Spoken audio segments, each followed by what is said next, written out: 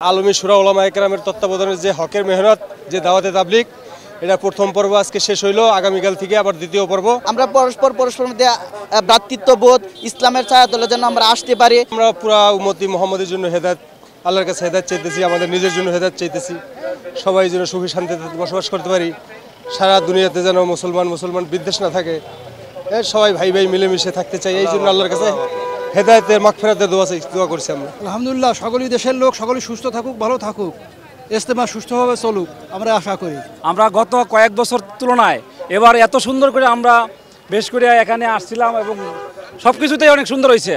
বিশেষ করে bathroom toilet যেগুলো আছে এগুলো আমাদের কোনো ধরনের ভোগান্তি হচ্ছে না।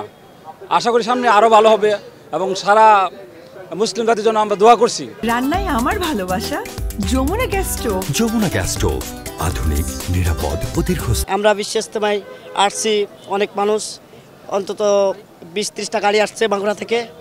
আল্লাহর রহমতে খুব ভালো আমরা করছি।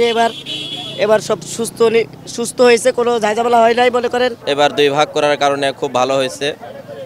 আমরা খাওয়া, থাকা এবং গোসল করা, পেশাব পায়খানা সব কিছু খুব স্বাচ্ছন্দ্যে করতে পারছি। এটা আমাদের কাছে ভালো লাগছে।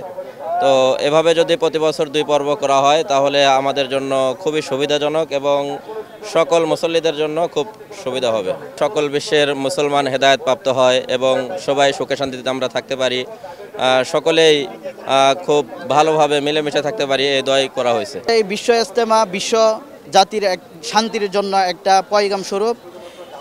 আসলে এই শান্তিটা আমরা এখান থেকে এমন একটা শিক্ষা নেই যে আমরা পরস্পরের মধ্যে কিভাবে শান্তিটা একে অপরের কাছে পরস্পর পৌঁছে দিই। এখানে আমাদের সমাগমটা হয় এই কারণেই যে এখানে আমাদেরকে একটা আদর্শ শিক্ষা দেওয়া হয়। ইসলামের ভিতরে যে শিক্ষাটা আছে এটা আমরা বিক্ষিপ্তভাবে থাকার কারণে এটা আমাদের মধ্যে হয়ে ওঠে না, কিন্তু এখানে আমরা সমবেত হই এই কারণে যে এখান থেকে যে আমাদেরকে একটা ফোকাস বা এখান থেকে যে আমাদের একটা শিক্ষা দেওয়া হয়, বার্তা দেওয়া হয়, এই বার্তাটা যেন আমরা মাঠে ঘাটে হাটে সব জায়গায় বিচরণ করে প্রত্যেকের কাছে কি করে পৌঁছে দিতে পারি। আমরা পরস্পর মধ্যে ভ্রাতৃত্ববোধ ইসলামের ছায়াতলে যেন আমরা আসতে পারি, আমাদের মাঝে যে ভুল ত্রুটিগুলো আছে এগুলো যেন নিরসন হয়ে শান্তির পথে আসতে পারি।